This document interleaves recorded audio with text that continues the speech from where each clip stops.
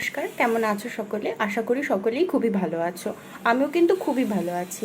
আচ্ছা, আমরা সকলে হয়তো ভালো আছি, কিন্তু এই প্রচণ্ড গরমে আমাদের স্কিন কিন্তু একদম ভালো নেই। রোদে যারা প্রত্যেক দিন বেরো তারা খুব ভালোভাবেই জানো রোদে পোড়া দাগ বা ট্যান তুলতে কতটা অসুবিধে। এবার যারা বাইরে থেকে কেমিক্যাল ট্রিটমেন্ট করাও বা বাইরে পার্লারে বড় বড় স্যালনে গিয়ে সার্ভিস নাও, তাদের ব্যাপারটা আলাদা। সবাই সেটা করাতে পারে না, আর্থিকভাবে কেউ কেউ পারে না। কারণ বাইরে এক একটা মানে স্যালনের সার্ভিস যা প্রচণ্ড এক্সপেন্সিভ। সত্যি কথা বলতে আমার কাছে পয়সা এলেও আমি করবো না ওই সমস্ত, কারণ এগুলো আমার বাজে খরচা বলে মনে হয়। কিন্তু তার মানে তো এটা নয় যে আমি ঘরে বসে নিজের ত্বকের যত্ন নিতে পারি না। অবশ্যই পারি, ডেফিনেটলি পারি। তো আজকে আমার ভিডিওর টপিক হলো যে রোদে পোড়া দাগ বা ট্যান তোমরা কিভাবে তুলবে। আমার কিন্তু সেভাবে ট্যান পড়ে না, কারণ আমি রোদে বেরোই না। বাট এটা যে শুধুমাত্র ট্যান পড়লেই তোমরা এই রেমেডিটা করতে পারবে, আদারওয়াইজ করতে পারবে না, এমনটা একদমই নয়। যারা যারা মনে করছো যে আমার এই ভিডিওটা দেখে নিজের জন্য ট্রাই করবে, তাদেরকে আমি বারবার হাত জোর করে একটা কথাই রিকোয়েস্ট করছি, সেটা হচ্ছে যে কোনো রকম হোম রেমেডি কিন্তু ট্রাই করার আগে একটা প্যাচ টেস্ট করে দেখবে। এই কানের পাশে অথবা এই জায়গাগুলোতে প্রথমে একটু টেস্ট করে দেখবে। যদি কোনো রকম ইরিটেশন হয়, স্কিন ইরিটেশন, যে কোনো রকম রেডনেস বা র্যাশ কিছু হয়, তাহলে কিন্তু এটা তোমরা স্কিপ করে যাবে। তো চলো বেশি কথা না বলে আজকে ভিডিওটা শুরু করা যাক। তো এই রোদে পোড়া দাগ তোলার জন্য আমি আজকে প্রথমেই যে ইনগ্রেডিয়েন্টসটা নিয়েছি সেটা হলো কিন্তু বেসন। এখানে এই চামচের 1.5 চামচ মতো বেসন নিয়েছি আমি।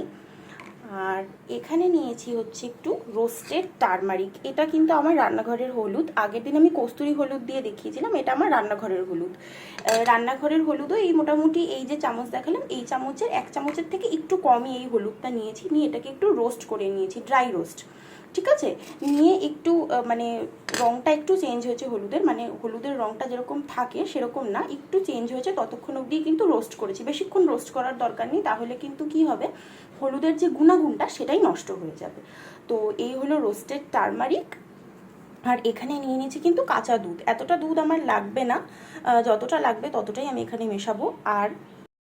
আর এই প্যাকটা বানানোর সময় যদি কেউ মনে করো যে কেউ কফি পাউডার দিতে চাও, সে কিন্তু ডেফিনেটলি কফি পাউডারটা দিতে পারো।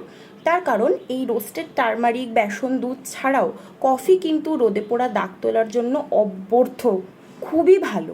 আমি নিজেও বহুবার কফি দিয়ে বিভিন্ন রকম স্কিন কেয়ার করেছি, খুব ভালোভাবে আমার শ্যুট করে গেছে। তো যে কোনো ব্র্যান্ডের কফি তোমরা নিতে পারো। আমি জেনারেলি করলে নেসক্যাফের কফিটাই নিই। হ্যাঁ, তো তোমরা চাইলে যে কোনো কফি ইউজ করতে পারো। আমার কাছে আজকে কফি নেই, তো আমি আজকে এই 3টে ইনগ্রিডিয়েন্টস দিয়েই কিন্তু ফেস প্যাকটা বানাবো। তো ফেস প্যাকটা বানানোর জন্য প্রথমেই যেটা করতে হবে, এই যে বেসনটা নিয়েছি এর মধ্যে এই রোস্টেড টারমারিকটা আমি ঢেলে দিলাম। ঠিক আছে, যারা কফি ইউজ করবে তারা কিন্তু এই শুকনো ইনগ্রিডিয়েন্টসগুলো যখন মিক্স করবে তখনই কিন্তু দিয়ে দেবে একবারে কফিটা। ঠিক আছে, দিয়ে একটু ভালো করে মিশিয়ে নিলাম বেসনের সাথে কফিটা।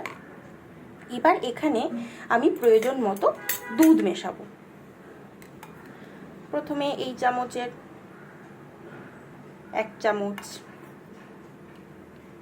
2 চামচ, 3 চামচ, 4 চামচ, 4 চামচ দুধ নিলাম। এবার মিক্স করব, যতক্ষণ না একটা পেস্ট তৈরি হচ্ছে ততক্ষণ কিন্তু মিক্স করব। এই যে মিক্স করতে করতে কিন্তু পেস্টটা আমার একদম রেডি হয়ে গেছে। ঠিক আছে, এবার এটাকে কিন্তু অ্যাপ্লাই করার পালা। এই ফেস প্যাকটাকে কিন্তু তোমরা যে শুধুমাত্র ফেসে অ্যাপ্লাই করবে এমন নয়, যার যার যেখানে যেখানে ট্যান পড়েছে, আমাদের যেই জায়গাগুলো জেনারেলি জামা কাপড় পরার পরেও যেই জায়গাগুলো আমাদের ওপেন থাকছে সেই জায়গাগুলোতেই কিন্তু ট্যানটা পড়ে, সেটাই স্বাভাবিক। এবার যারা ধরো স্লিভলেস কুর্তি, স্লিভলেস টপ পরে প্রত্যেক দিন বেরোচ্ছ, অফিস যাচ্ছ, কলেজ যাচ্ছ, স্কুল যাচ্ছ, তারা হাতে ভালোভাবে লাগিয়ে নেবে, গলায়, ঘাড়ে, পিঠে যতটা সম্ভব লাগিয়ে নেবে। ঠিক আছে, ট্যান না পড়া অংশগুলোতেও তোমরা প্রাইভেট পার্টেও লাগাতে পারো, তাতেও কোনো অসুবিধা নেই। যেহেতু কিন্তু এটা সম্পূর্ণভাবে হোমমেড, এটার মধ্যে কোনো রকম কেমিক্যাল নেই, তো আমার মনে হয় না কারোর কোনো রকম স্কিন ইরিটেশন হবে বলে। কিন্তু তবুও আমি বারবার করে বলছি, একটা কিন্তু প্যাচ টেস্ট করে নিও। ঠিক আছে, তো এটাকে ভালোভাবে অ্যাপ্লাই করে দেখাচ্ছি।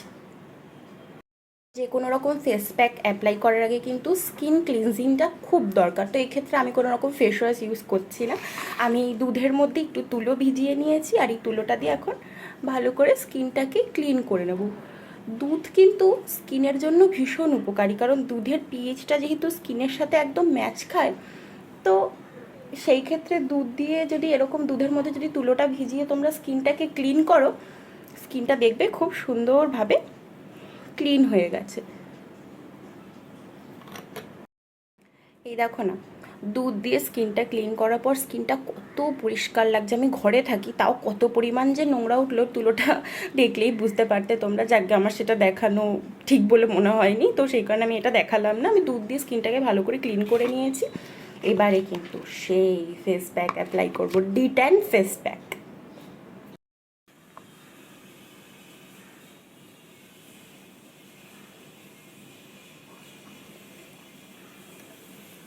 ফেস প্যাকটা অ্যাপ্লাই করার সময় একটু মাসাজ করে করে অ্যাপ্লাই করবে, তাহলে কিন্তু ট্যানটা উঠতে আরও হেল্প হবে।